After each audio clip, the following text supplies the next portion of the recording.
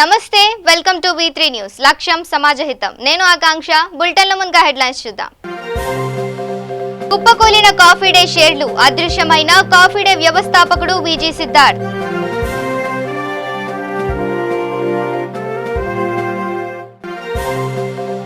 ఉమ్మడి పాలమూరు జిల్లాను సస్యశ్యామలం చేస్తాం ప్రతి ఎకరాకు సాగునీరు అందిస్తామన్న ఎక్సైజ్ పర్యాటక శాఖ మంత్రి శ్రీనివాస్ గౌడ్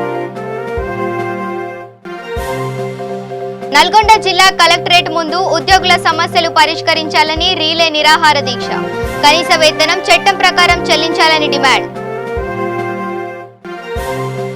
అసాంఘిక కార్యకలాపాల అడ్డాగా ప్రభుత్వ బాలికల జూనియర్ కాలేజ్ విద్యా సంస్థలు కంటోన్మెంట్ బోర్డు అధికారుల నిర్లక్ష్యం కారణంగా ఈ దుస్థితి ఏర్పడిందన్న తల్లిదండ్రులు ఇక డీటెయిల్స్ చూస్తే దేశీయ స్టాక్ మార్కెట్లు ఈ రోజు కూడా నష్టాలను మూటగట్టుకున్నాయి అమ్మకాల ఒత్తిడితో సూచీలు తడబాటుకు గురయ్యాయి ఈ రోజు ట్రేడింగ్ ముగిసే సమయానికి సెన్సెక్స్ 289 పాయింట్లు పతనమై 37,397కి పడిపోయింది నిఫ్టీ 103 పాయింట్లు కోల్పోయి 11,085 వద్ద స్థిరపడింది మరోవైపు కాఫీ డే వ్యవస్థాపకుడు విజి సిద్ధార్థ్ అదృశ్యం కావడం ఆ కంపెనీ షేర్లపై తీవ్ర ప్రభావాన్ని చూపింది coffee day enterprises limited share value 19.99% పడిపోయింది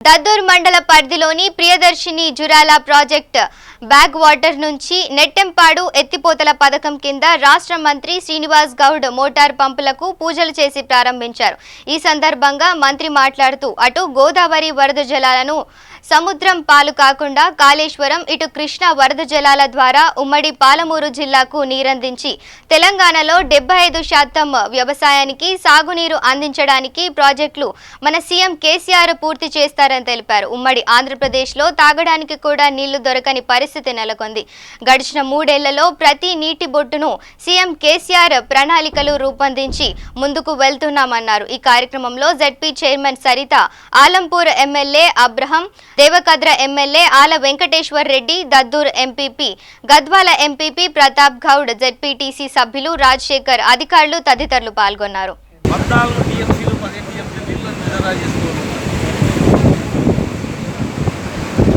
చాలా చిన్న కెపాసిటీ కొంతవరకే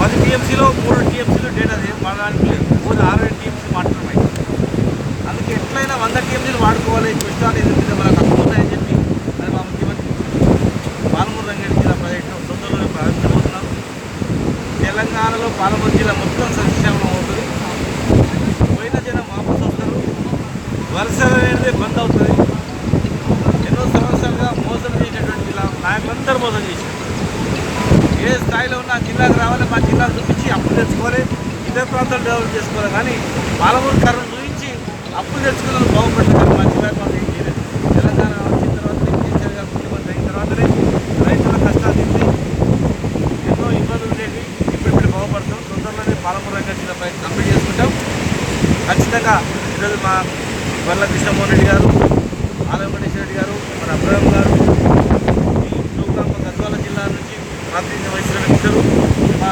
ఉద్యోగులాంబ గద్వాల జిల్లా పరిషత్ చైర్మన్ గారు వాళ్ళందరూ ఎంతో సంతోషంగా పండుగ చేసుకోవడానికి ఈరోజు రావడం జరిగింది ఇదే రీతిలో రానటువంటి నీళ్ళు కూడా ఏ ప్రాంతానికి రావు అవన్నీ ప్రాంతాలకు పాలమూరు రంగారెడ్డి జిల్లా ద్వారా మేము దాన్ని లింక్ చేసుకుంటాం ముఖ్యమంత్రి గారు రాత్రి నుంచి నీళ్ళు వచ్చినాయి తోడుకోండి నిద్రమే నింపుకోండి అని చెప్పి అందరినీ నిద్రలు లేపి ముఖ్యమంత్రి గారు పంపడం అనేది విశేషం ముఖ్యమంత్రి గారికి జిల్లాను బాగు చేయాలనేటువంటి తపన ఉంది తొందరలోనే అక్కడ సాకారం చాలా 1 ఇయర్ తర్వాత ఫ్లడ్ రావడం రైతులు ఈరోజు పండుగ వాతావరణం ఏ గ్రామంలో పోయినా పండుగ వాతావరణం ఏర్పడింది ఈరోజు నిజామాబాద్ ఫేజ్ 1 750 క్యూసెక్స్ మొట్టమొదటి పంపు స్టార్ట్ చేయడం జరిగింది ఇది మొత్తం టోటల్గా 13 టీఎంసీలు తినడానికి అంటే నేలంపాడు ఉచ్చోర్పల్లి చిన్నోర్పల్లి అన్ని రిజర్వాయర్ సంఘాల రిజర్వాయర్ అన్నీ నింపుతుంది గ్రావిటీ ద్వారా రేలంపాడు నింపుకోగలం రేపటికెళ్ళి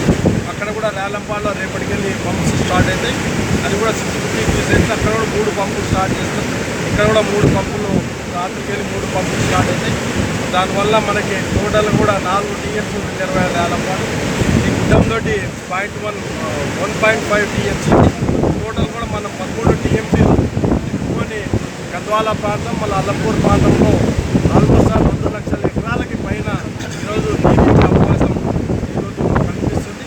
ఖచ్చితంగా గతంలో కూడా 80 రోజులు ఫ్లడ్ వచ్చింది. ఆ భగవంతుడిని మనకు కోరుకుంటున్నాం. ఈరోజుసారి కూడా 80 రోజులు ఫ్లడ్ వస్తే ఖచ్చితంగా మాకు అన్ని ఇక్కడ ఉన్న రిజర్వాయర్లు మరియు చిన్న చిన్న చెరువులు అన్నీ కూడా నిండిపోతాయి. దీనివల్ల రైతాంగం ఎంతో సంతోషం. గతంలో ఎన్నడూ పండనే విధంగా వరి పెద్ద ఎత్తున పండడం జరిగింది. అదేవిధంగా ఈసారి కూడా అన్ని పంటలు పెద్ద ఎత్తున పండి గౌరవ ముఖ్యమంత్రి గారి కలలు కన్నా 1 కోటి ఎకరాల బాగానే రావాలనే ఉద్దేశంతో ఏవైతే బంగారు తెలంగాణ వైపు అడుగులు వేస్తున్నామో అదేవిధంగా ఖచ్చితంగా మా ప్రాంతం 2.5 లక్షల ఎకరాలకి నీళ్ళు వస్తారు పూర్తి విశ్వాసం. సామాజిక తనిఖీ, జవాబుదారీతనం, పారదర్శకత సంస్థ పనిచేయనున్న ఉద్యోగుల సమస్యలు పరిష్కారం కొరకు రాష్ట్ర వ్యాప్తంగా రీలే నిరాహార దీక్షలు చేపట్టడం జరిగింది. ఈ సందర్భంగా జిల్లా అధ్యక్షుడు గొల్ల రవీందర్ మాట్లాడుతూ కనీస వేతనం చట్టం ప్రకారం చెల్లించాలని తెలిపారు. పీఎఫ్, ఈఎస్ఐ చెల్లించాలని, కార్మిక చట్టం ప్రకారం ఒక వ్యక్తి రోజుకు 8 గంటలు మాత్రమే పనిచేయాలని, కార్మిక చట్టానికి, మానవ హక్కులకు అనుగుణంగా కాంట్రాక్టు రూపొందించాలని, కాంట్రాక్ట్ పరిమితి 3 నుండి 5 సంవత్సరాలు ఇవ్వాలి, సొంత జిల్లాలోనే విధులు నిర్వహించే విధంగా అమలు చేయాలని డిమాండ్ చేశారు. ఈ కార్యక్రమంలో జిల్లా కమిటీ అధ్యక్షుడు గొల్ల రవీందర్, ఉపాధ్యక్షులు T Kiran Kumar, general secretary Srinivas పాల్గొన్నారు. మనలాంటి వాళ్ళను ఊగిస్లాట్లో పెట్టి మీరు బాగా పనిచేస్తే ఆలోచిస్తాం, మీరు భవిష్యత్తులో పర్మనెంట్ అవుతారు, మీ వేతనాలు పెరుగుతాయి, మీకు ఇతర మీ సంక్షేమ పథకాలు వర్తింపజేసే విధంగా చర్యలు తీసుకుంటామని ప్రభుత్వాలు ఊకతంపుడు ఉపన్యాసాలు చేస్తున్నాయి తప్ప నిజంగా ఇందులో చిత్తశుద్ధి లేదు అనేది మనం సిఐటిగా నేను చెప్పదలుచుకున్నాను. ఎందుకంటే మొన్న ప్రకటించినటువంటి ప్రభుత్వం మొన్న జీవో ప్రకటించింది. 178 రూపాయలు కనీస వేతనం ఉండాలి అన్నారు. అంటే 178 రూపాయలు ఇంటూ 26 రోజులకి ఎంత వస్తుంది? సుమారు 4800 వస్తుంది.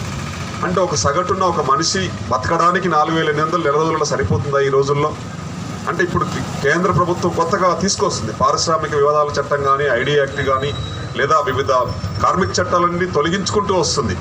అంటే మీరు అడుగుతున్నటువంటిది ఒకవైపున కనీస వేతనం అడగాలి, పిఎఫ్, ఈఎస్ఐ కావాలి, మీరు మా భవిష్యత్తులో ఉపాధి గ్యారంటీ ఉండాలి, ఉద్యోగ భద్రత ఉండాలని చెప్పేసి కోరుతున్నారు. మరి దీనికి ఇంత పెద్ద దేశవ్యాప్తంగా ఈ స్కీమ్లో పనిచేస్తున్నటువంటి వాళ్లకు, వేలాది మందికి ఉన్నటువంటి మీకు ఒక జాబ్ సెక్యూరిటీ ఇవ్వలేని పరిస్థితి ఈ ప్రభుత్వం నుంచి కనబడుతుంది. అంటే ఇటువంటి వాళ్ళని మనందరినీ మన శక్తినంతా ఉపయోగించుకొని ప్రభుత్వం వాడుకొని మళ్ళీ వదిలేయటం అన్నట్టు. అంటే ఇటు వదిలేయటం వల్ల మనం దీని మీద డిపెండ్ అయ్యి మన కుటుంబాల్ని మనం పోషించుకుంటూ ఇంకో పని చేయకుండా దీని మీదనే డిపెండ్ అయ్యి ఈ ఉద్యోగం భవిష్యత్తులో నాకు భోజనం పెడుతుంది, నా కుటుంబాన్ని సాదుతుంది అనే భవిష్యత్తులో ఇది ముందు తీసుకుపోవచ్చు అని చెప్పేసి నువ్వు ఆశలతో పనిచేస్తున్నావు. కానీ నీ ఆశల్ని నీరుగార్చుతుంది ఈ ప్రభుత్వం. అందుకని ఈరోజు కనీస వేతనం 178 రూపాయలు అనేది కార్మిక సంఘాలన్నీ వ్యతిరేకిస్తూ ఉన్నాయి. ఇప్పుడు తీసుకొస్తున్న చట్టాన్ని మనం వ్యతిరేకిస్తూ ఉన్నాం. 178 రూపాయలు ఎలా బతకడానికి సాధ్యమవుతుంది? ఈరోజు కలెక్టర్ గారు ప్రకటించిన జీవో షెడ్యూల్ ప్రకారం ఎంత ఉండాలి? 600 రూపాయలు ఉండాలి. 600 రూపాయలు ఉంటేనే బతకగలుగుతాం అని చెప్పేసి లెక్కలతో చెప్పింది. దీనికి కొన్ని నిబంధనలు ఉన్నాయి. మనం తినే ఆహారం రోజుకు 27,000 క్యూసెక్ల 27,000 క్యాలరీల భోజనం కావాలి. అన్ని రకాలు మనం తినేటువంటి భోజనాలు, బట్ట, వైద్యము, మనం తీసుకున్నటువంటి ఆహార పదార్థాలు ఇవన్నీ లెక్కేస్తే గవర్నమెంట్ చట్ట ప్రకారంగా దీనికి అయ్యే ఖర్చు 22,000. నేను ఏం చెప్పేది కాదు, ఇది ప్రభుత్వం చెప్తున్న లెక్కల నిబంధన అవ్వాలి. మరి 27,000 క్యాలరీలకు 22,000 అవుతుంది. ఈ 22,000 అయినా నిర్ణయించిందా ప్రభుత్వం చట్ట ప్రకారంగా? ఎక్కడైనా నిర్ణయించలేదు. 22,000 చట్టం దాల్చాలన్నా కూడా పోరాటాలు జరుగుతూ ఉన్నాయి. కనీసం కార్మిక సంఘాలని దేశవ్యాప్తంగా ఒక నిర్ణయానికి వచ్చినాయి. కనీసం అట్లీస్ట్ బతకడానికైనా 18,000 ఇవ్వండి అని ఒక జనరల్ డిమాండ్. మీలాంటి వాళ్ళకి కాదు అది. అసంఘటిత రంగంలో ఈరోజు వివిధ సెక్షన్లో పనిచేస్తున్నటువంటి కూలీ పాలు చేసే వాళ్ళకి కనీసం 18,000 ఉండాలంటున్నారు. ఎందుకు ఉండాలంటున్నారు? ఇవాళ మనం తినాల్సిన పోషక పదార్థాలు, ఎవరైనా పోషక పదార్థాలు తినాలనుకుంటే ఈరోజు మీరు ఇచ్చే ఈ 14,000లో మీకు ఇస్తున్నటువంటి 14,000 రూపాయలతో పోల్చుకొని లెక్కలేసుకోండి. మీరు లెక్కలేసుకుంటే ఈరోజు పాలు, గుడ్లు, మాంసం తినాలి. మీరు తినగలుగుతున్నారా? పాలు, గుడ్లు వస్తున్నాయా? పండ్లు వస్తాయా? మాంసం 500-600 రూపాయలు కిలో. మీరు ఎన్ని రోజులు తినగలుగుతారు ఇట్లా తెచ్చుకొని? అంటే తినాల్సిన పోషక పదార్థాలు ఎక్కడి నుంచి వస్తాయి? జీతం బట్టే కదా. మనం జీవించగలిగిన హక్కు ఎక్కడి నుంచి అంటే మనం తీసుకుంటున్న వేతనాల నుంచి మనం ఉన్నాయి. కానీ మరి ఈరోజు ధరలు పెరుగుతున్నాయి, నిత్యావసర వస్తువుల ధరలు పెరుగుతున్నాయి. పెరుగుతున్న ధరలకు అనుగుణంగా మీ వేతనాలు అడగటంలో న్యాయం ఉంది. మీ డిమాండ్ సమంజసమైంది. అందుకని కనీస వేతనాలు మాకు పెరగాలన్నప్పుడు మీరు అడుగుతున్న డిమాండ్ ఈ ప్రభుత్వం ముందు పెడుతున్నప్పుడు కూడా ప్రభుత్వం ఆలోచన చేయట్లేదు.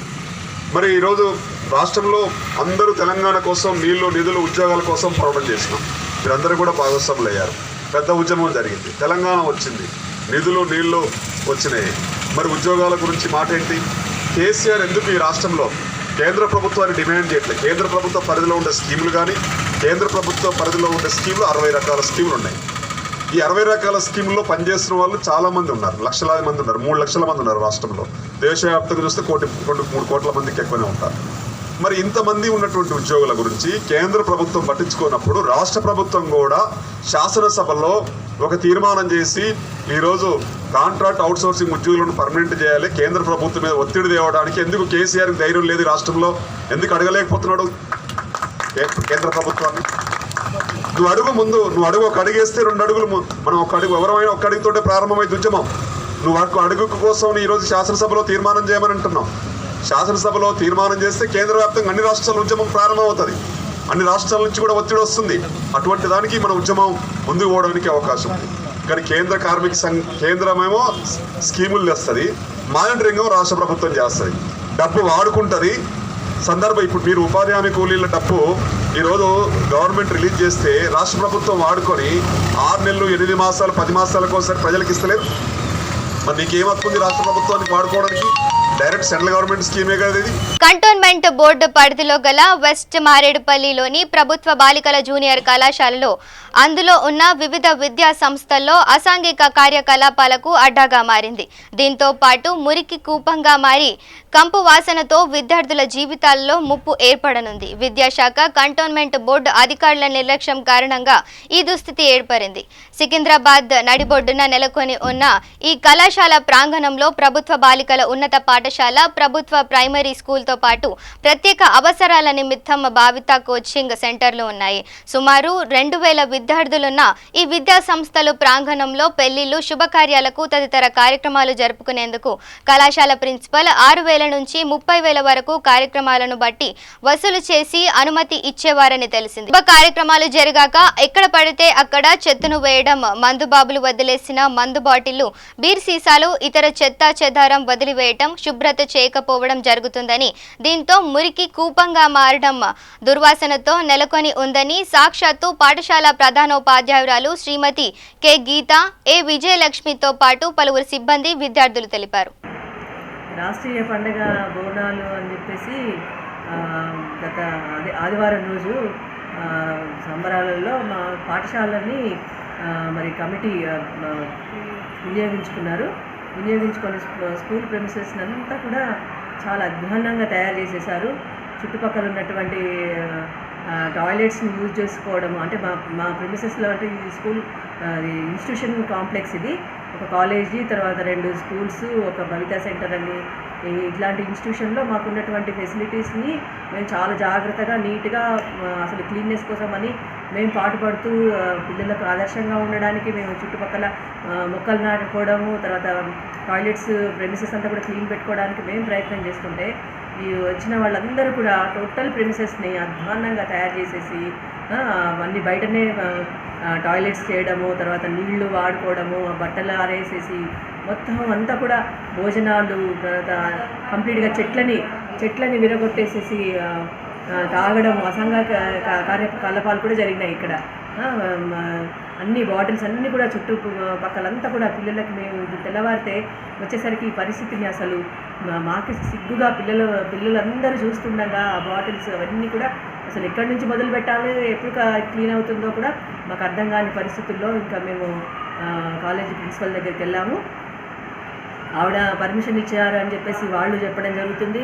ఆవిడని అడుగుతానేమో ఆవిడ మరి లేదు, నాకు కేవలము జస్ట్ ఇక్కడ రెడీ అవ్వడానికి కోసమని ఒక షెడ్ అడిగారు అంతే, నాకు ఈ టాయిలెట్స్ వాడతారన్న సంగతి కానీ ఆ తర్వాత వంటలు చేసుకుంటాము అన్న సంగతి కానీ చెప్పలేదు. తర్వాత దాని తాలూకు అంతా కూడా మార్నింగ్ వరకు లైట్లు వెలుగుతూనే ఉన్నాయి. అసలు ఈ మా ప్రిమిసెస్లో పిల్లలకి సదుపాయాల కోసమని కరెంటు బిల్ ఎక్కువ వస్తుందని రీసెంట్గానే మాకు కాలేజీ ప్రిన్సిపల్ డిస్కనెక్ట్ చేయడం జరిగింది వాటర్ ఫెసిలిటీని కూడా. ఇప్పుడు మాకు పోనీ పిల్లలకి ఏదైనా పనికొచ్చే పనులు ఏమన్నా జరుగుతున్నాయి అని అంటే అది కూడా ఏం లేదు. ఇలా బయట ఫంక్షన్స్కి ఇవ్వడము తర్వాత అంటే ఇలాంటి కార్యకలాపాలను మేమైతే ఖండిస్తున్నామండి. ఒక బాధ్యత ఉన్నటువంటి ప్రజాప్రతినిధులుగా పిల్లలకు ఆదర్శంగా నిలబడాల్సిన వాళ్ళే ఇలా మొత్తం ప్రెమిసెస్ని పాడు చేస్తుంటే చాలా బాధగా ఉంది. మేము ఏం సమాధానం పిల్లలకు ఏం చెప్పాలనో అది అర్థం కాకుండా ఉంది. సో పిల్లలకు కూడా వాళ్ళ పేరెంట్స్ కూడా తెలియదు కదా ఇది ఎవరు పర్మిషన్ ఇచ్చిండ్రు, ఎలా వాడుతున్నారు, ఏ సందర్భంలో ఇలా ప్రెమిసెస్ పాడైపోయినాయి అని అసలు జవాబు చెప్పుకునేటువంటి పరిస్థితి ఉంది మాకు. సో దీన్ని మరి పై అధికారులు కూడా మరి దృష్టికి తీసుకెళ్ళి వాళ్ళు ప్రతినిధులు కూడా ఒక కనువిప్పు అయ్యి వాళ్ళు కనీసం ఇంకోసారన్నా కూడా ఇలాంటివి జరగకుండా స్కూళ్ళని కాపాడాల్సిన వాళ్ళే ఇలా పాడు చేస్తూ ఏదైనా మేమైతే చాలా సందర్భాల్లో అడుగుతాము. అక్కడ లోకల్ పీపుల్ అంతా కూడా డంపింగ్ యార్డ్ లాగా వేసేసి పెట్టారు. సో దానికోసం ఎన్నిసార్లు మేము కంటోన్మెంట్కి వెళ్ళి కంప్లైంట్స్ చేయడం జరిగింది. పిల్లలు ఇప్పుడు వర్షాకాలము ప్లాస్టిక్ కవర్లు మొత్తం మురుగు జమ అయిపోయి పిల్లలు ఎక్కడ డెంగ్యూ ఫీవర్ తర్వాత జ్వరాలు వచ్చేసి వామిటింగ్స్ మోషన్స్ డయేరియాకి ఎఫెక్ట్ అయ్యి పిల్లలు హెల్త్ ఇష్యూస్ తోటి యాబ్సెంట్ అవ్వడం జరుగుతుంది. సో అది దాని మీద కూడా దృష్టికి తీసుకెళ్తుంటే కూడా దాన్ని పట్టించుకోకుండా ఇంకా ఉంటా ప్రెమిసెస్ని అంతా పాడు చేయడం చాలా బాధాకరంగా ఉంది. దీన్ని మేము అందరం ఖండిస్తున్నాము. ఇక కామారెడ్డి జిల్లా బీచ్కుంద మండలంలో ప్రభుత్వ ఆసుపత్రి స్పీకర్ పోచారం ప్రారంభించారు. ఈ సందర్భంగా కామారెడ్డి జిల్లా బాన్సువాడలోని కసాప్ గల్లీలో మహిళలు కటిక సంఘం ఆధ్వర్యంలో బోనాల పండుగను నిర్వహించారు. స్పీకర్ పోచారం బోనమెత్తి మహిళలతో పాటు బోనాల పండుగలో పాల్గొన్నారు. ఇక నిజామాబాద్ జిల్లా బోధన్ మండలం సాలూరు గ్రామంలో 2 రోజుల నుంచి కురుస్తున్న వర్షాల కారణంగా వాహనదారులకు, కాలనీవాసులకు, స్కూలు విద్యార్థులకు నడవడానికి చాలా ఇబ్బందికరంగా మారాయి రహదారులు. వీటిని అధికారులు పట్టించుకోవడం లేదని స్థానికులు ఆగ్రహం వ్యక్తం చేస్తున్నారు. గ్రామ పంచాయతీ అధికారులు తక్షణమే ఈ సమస్యపై చర్యలు తీసుకోవాలని కాలనీవాసులు, గ్రామస్తులు కోరుతున్నారు.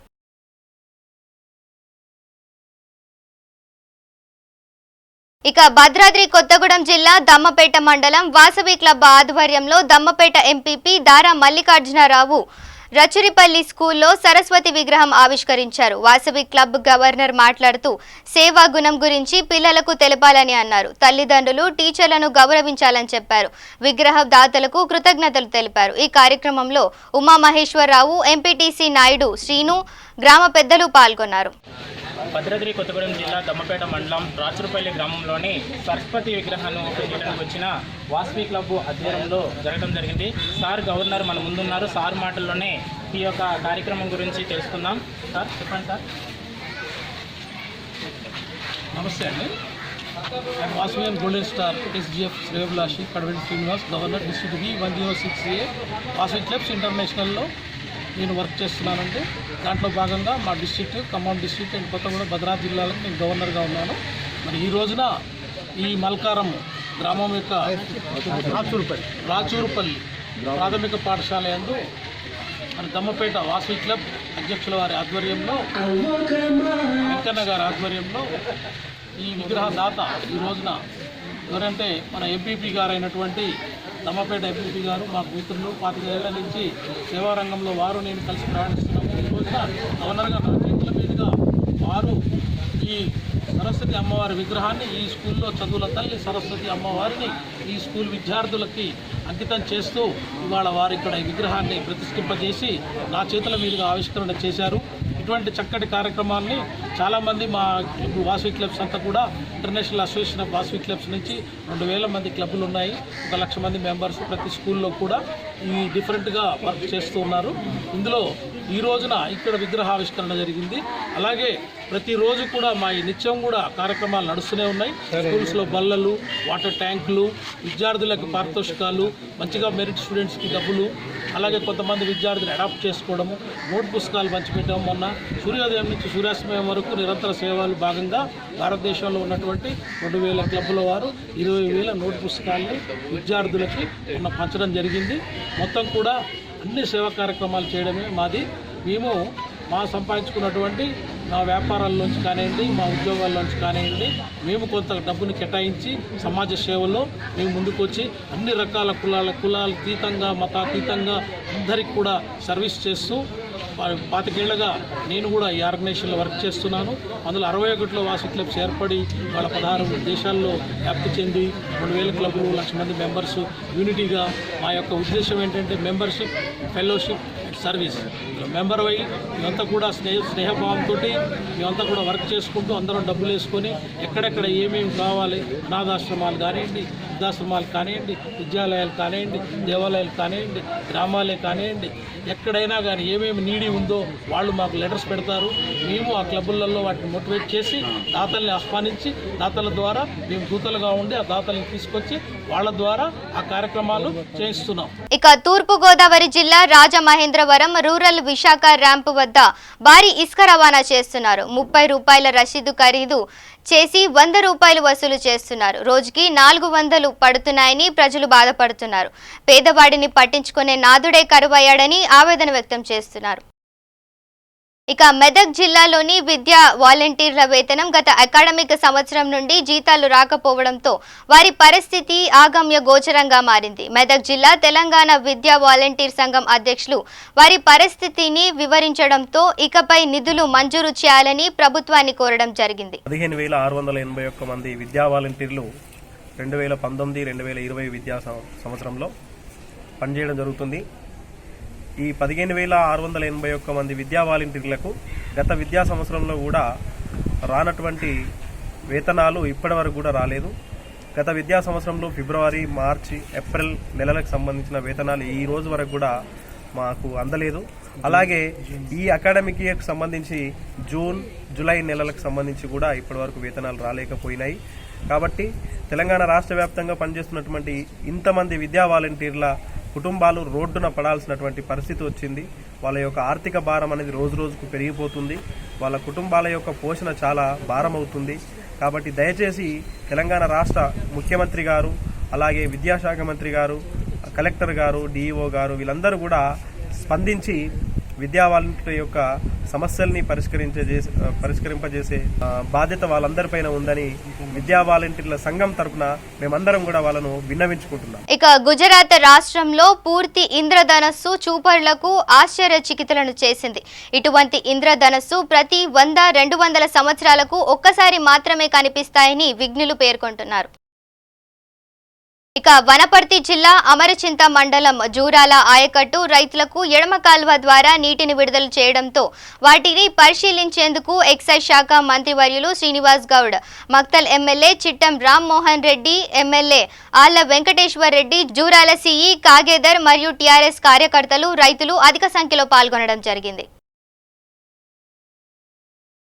ఇక జగిత్యాల జిల్లా కోడిమ్యాల మండలం హరితహారంలో భాగంగా మొక్కలు నాటే కార్యక్రమానికి చొప్పదండి శాసనసభ్యులు సుంకే రవిశంకర్, జగిత్యాల జిల్లా కలెక్టర్ డాక్టర్ శరత్ ప్రారంభించారు. ఈ కార్యక్రమంలో 500 మొక్కలు నాటారు. ప్రైమరీ స్కూల్లో కిచెన్ షెడ్ రిబ్బన్ కట్ చేసి ప్రారంభించారు. ఇంకుడు గుంతలు పరిశీలించారు.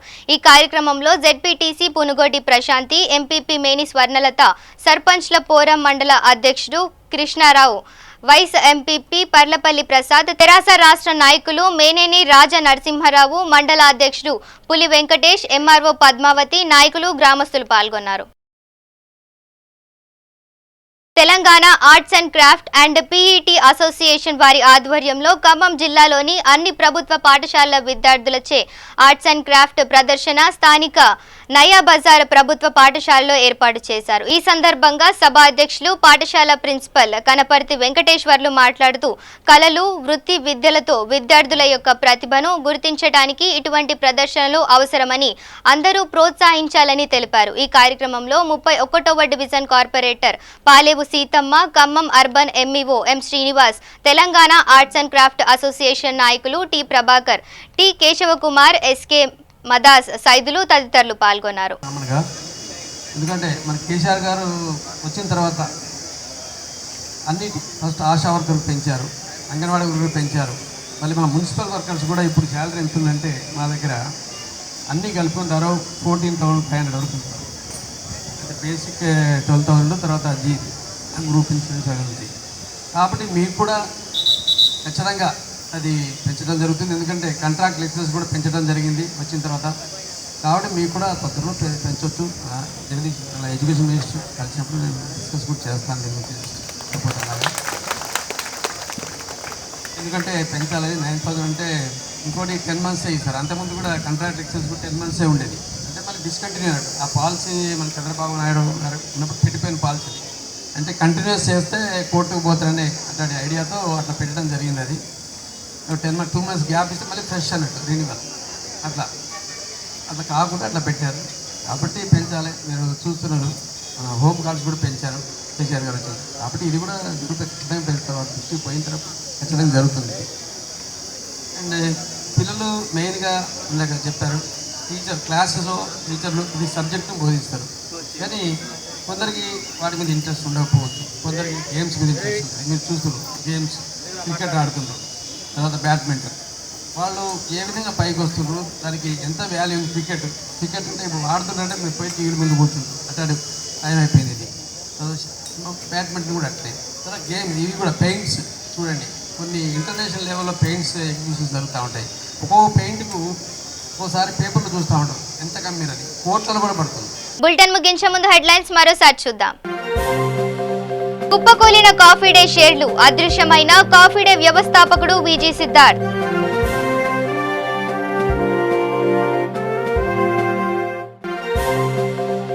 ఉమ్మడి పాలమూరు జిల్లాను సస్యశ్యామలం చేస్తాం, ప్రతి ఎకరాకు సాగునీరు అందిస్తామన్న ఎక్సైజ్ పర్యాటక శాఖ మంత్రి శ్రీనివాస్ గౌడ్.